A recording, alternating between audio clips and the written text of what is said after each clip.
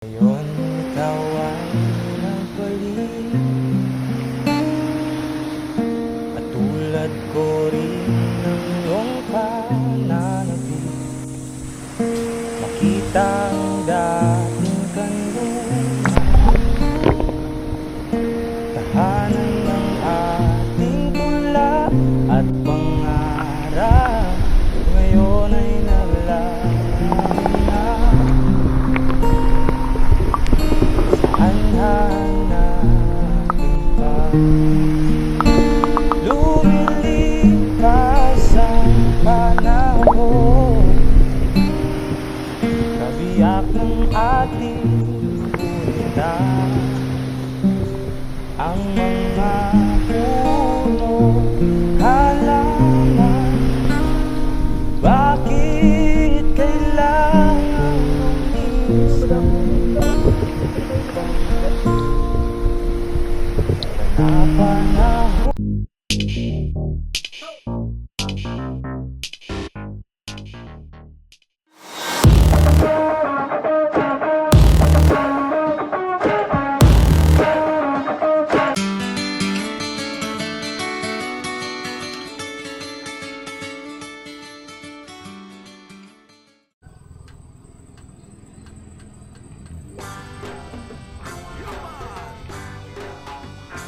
Ayan mga ka-idealan, bali ito na yung after natin na malinisan itong subdivided lot natin.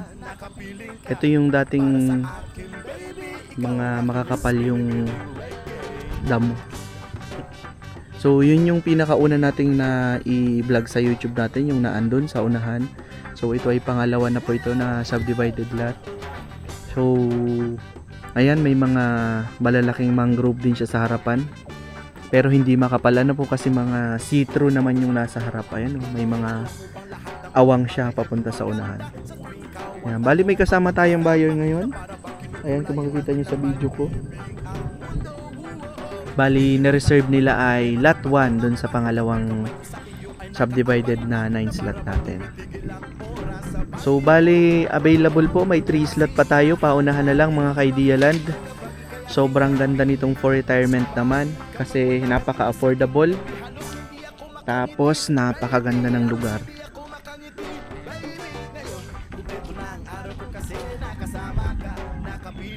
Bali ang sukat po nito ay 3,000 plus, ano po, mga 3,100 something per cut.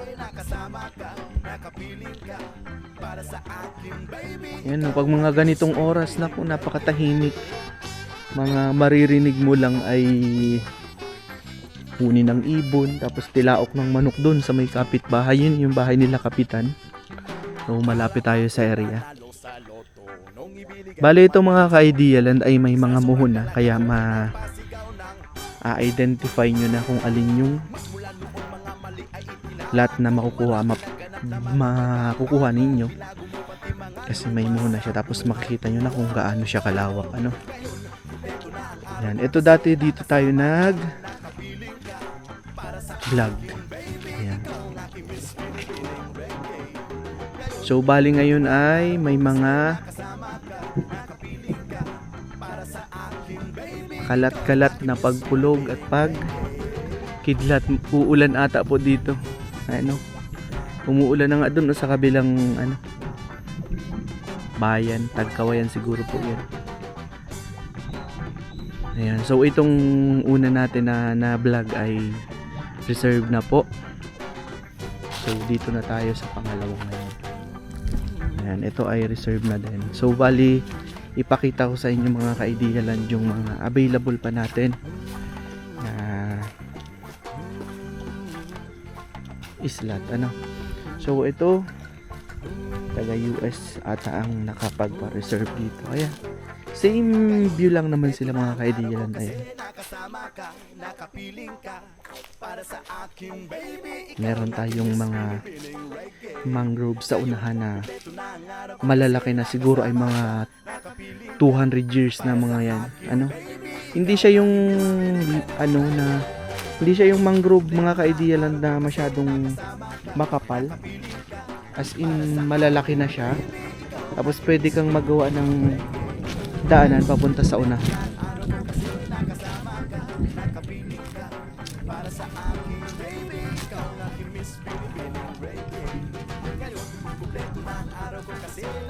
Ayan, oh.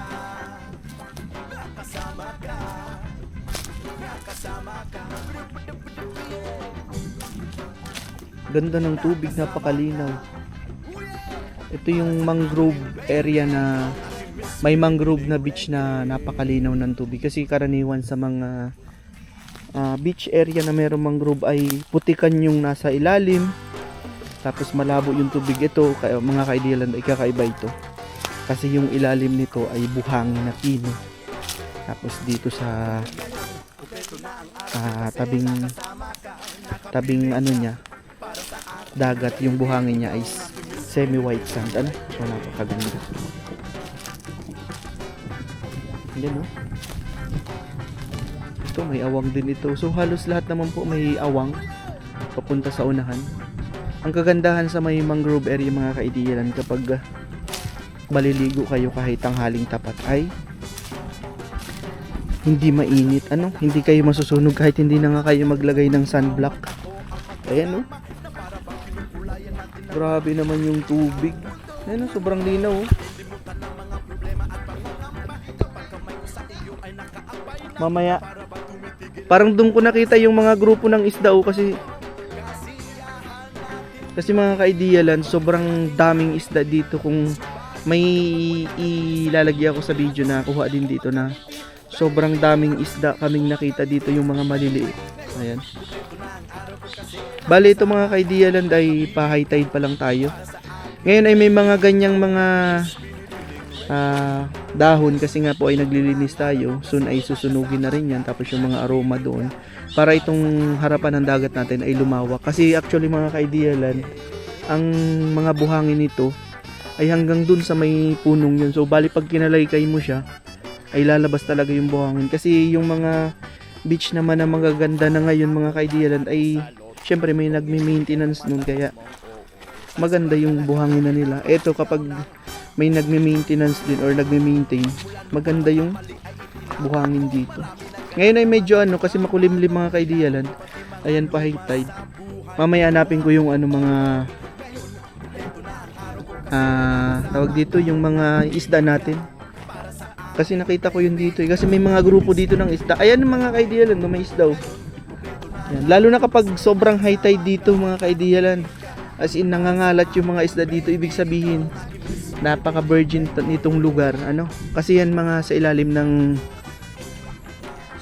ng natin, mga ka-idealand, ng mga bakawan. Kasi dyan yung kalimitan na ninirahan yung mga isda, mga hipon, mga alimango. So ganun kayaman yung beach area ninyo. Kahit mamingwit lang kayo dito habang naliligo kayo, pwede. Yan, yung kasama natin si Jeff, si Sir Jeff, ay niliguan niya ito nung so ngayon hindi tayo makaligo kasi nakasapatos tayo, mga ka-idealand. Hindi tayo makapunta dyan sa may tubigan. So hanggang dun, siguro mga 20 meters simula dito sa tabing dagat, saka pa lang yung padibdib niya. So si Sir Jeff ay mga nasa 5'8" ang height.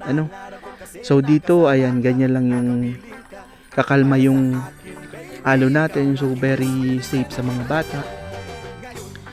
Tapos, ayan, pwede kang maligo dyan sa may mga ilalim ng mangrove, kasi naligo dyan si Sir Jeff. Pag nag-apa ka naman dyan, mga ka-idealand, ay pinong buhangin yan. Hanggang dun pwede kang pumunta. So ayan yung latwa natin, nag-reserve sila. So bali yan yung nakuha nila, mga ka-idealand. Dito naman tayo pupunta sa itong lato din pala ay na-reserve na din po ito.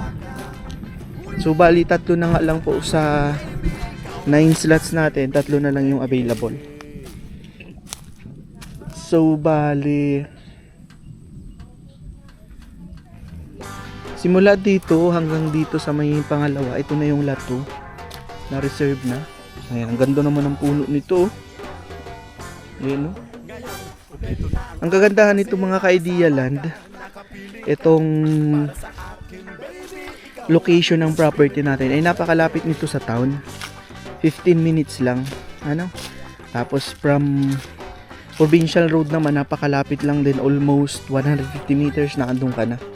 Tapos may sarili naman tayong right of way. Lahat po ng islat ay mayroong way po or road sa likod. Ano? So bali may mga access road po kayo lahat.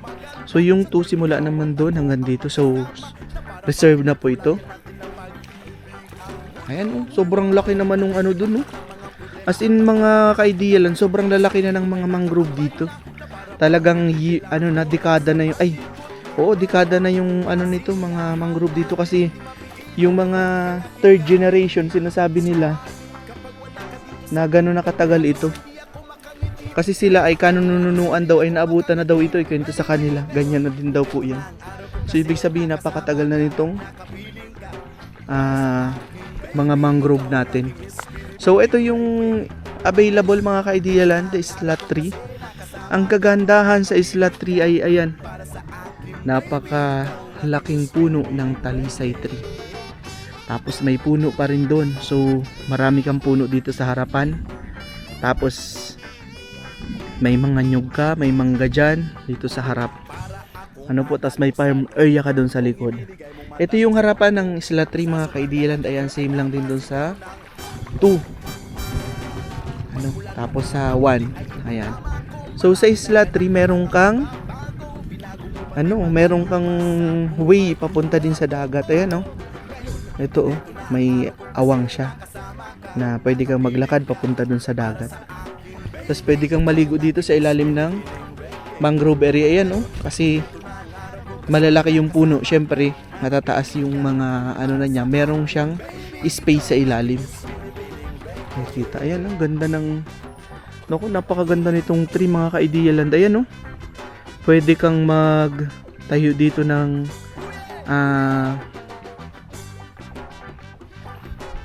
lamesa, tapos lagyan mo lang ng upuan or kubo-kubo. Maganda. So ayan yung slot 3 natin mga ka-idea land, napakaganda. Yung layo nung puno hanggang dito ay siguro mga 15 to 20 meters yan. Ayan yung layo ng talisay tree. Napakalaki, no? Ganda.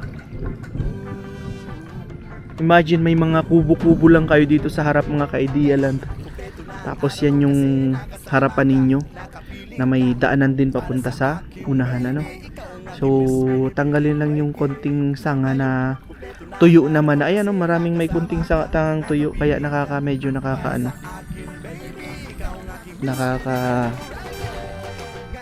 harang, ano po. Sunod naman natin, ganda rin pala nitong 4. Ano po, bali ang available kasi natin mga ka-idea land ay 3, 4, 5. Yung 6 kasi ay may magre-reserve na din, pero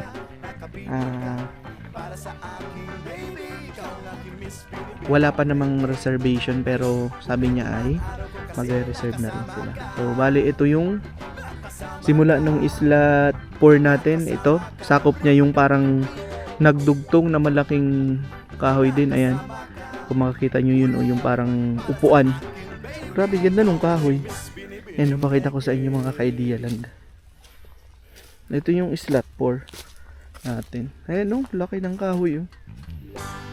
Bali parehas naman pala siyang kahoy. Bali parang gumapang lang siya dito or nagdugtungan na sila. Yan, no. Okay. Tapos ito, may mga kahoy ka pa dito sa harap. Pwede ka din dito tumayo, magtayo ng kubo. Tapos yan yung harapan mo. Ito, may daanan din mga ka-idea land papunta sa dagat, eh, no? Bali nga lahat mga ka-idea land ay mga space siya papunta sa dagat. Ito, kitang-kita nyo naman, no? Ayan, dire-diretso yan dun. Ayun, pwede. Kasi mga galing dito hanggang dyan sa mga 15 to 20 meters ay pinakaharapan na ng dagat. Ano po? Ayan. Tapos bali dito may mga puno din sa harapan. Ito yung tubig niya. Bali kapag high tide, kasi pa high tide lang naman, bali hanggang dito yung tubig niya mga ka-idea land dito. Hanggang dito yung tubig niya. Ito na yung hanggang dito. Hanggang dito yung number 4 natin. Diyan. So bali, ayan yung harapan niya. Yan, nililinisan natin ngayon. Ito may malaking ito. Naputol na pwedeng upo-upuan po dito. Malaking buli ata yan. So bali naman simula dito sa anong yan, sa muhon na yan. Ito ay number 5 na mga ka-Idealand. So ito yung nililinisan ngayon. Ayan. May malaki din siyang talisay tree. May puno pa dito ng ano. So halos lahat ay may puno sa harapan. Ayan. Yan, ang ganda. Ang lalaki na ng ano dito, bakawan. Yan o. Ang presko sa ilalim yan. Siguro dito ang pinakamaraming crabs, isda, tapos mga hipon. Ganda. Yan o. Ang kagandahan pag may kaunting bakawan sa harapan mga ka-Idealand, safe ka sa bagyo. Kahit sobrang lakas ng hangin. Dito naman mga ka-Idealand ay safe sa bagyo kasi nga may bundok tayo dito sa harapan dun. Ragay, ano po, Kabikulan. So kapag tumama sa kabundukan nila ay halos basag na daw po kasi nag-interview kami dito na ganun, hindi na masyadong malakas yung hangin kapag darating dito kahit yung sabihin na malakas daw yung bagyo. Ah, grabe yung laki nung ano oh. Yung puno ng ano oh, bakawan ata yan eh. Grabe, siguro mga 300 years na yan. Ayan oh, sobrang laki oh. Grabe. Hindi na yan kayang yakapin ng isang tao kahit malaking tao. Siguro mga 2 tao kaya. Laki.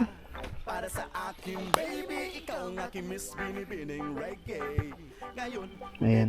So hanggang dito mga ka-Idealand yung number 5 natin. Ayan. Hanggang dito. So ito ay 6. Ito yung sabing i-reserve na po. Ito yung 6. Medyo malapit po ito dun sa open area. Yung kung nakita nyo yung vlog ko dyan na yung na-reserve na din po. So malapit po yung number 6 na yan. Ayan, sinusulog nila ngayon yung mga tabas na mga damo. Ano po?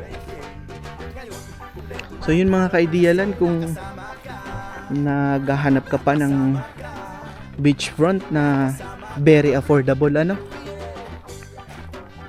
Dito mga ka-Idealand may mga kapitbahay ka na for vacation house lang din nila.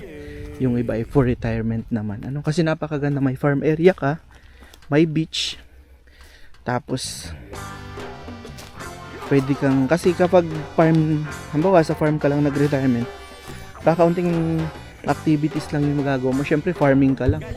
Ano, unlike dito may dagat ka. So pwede kang mag-fishing habang pag naboboard ka. Dito may farm area din naman, pwede kang mag-farming na yan.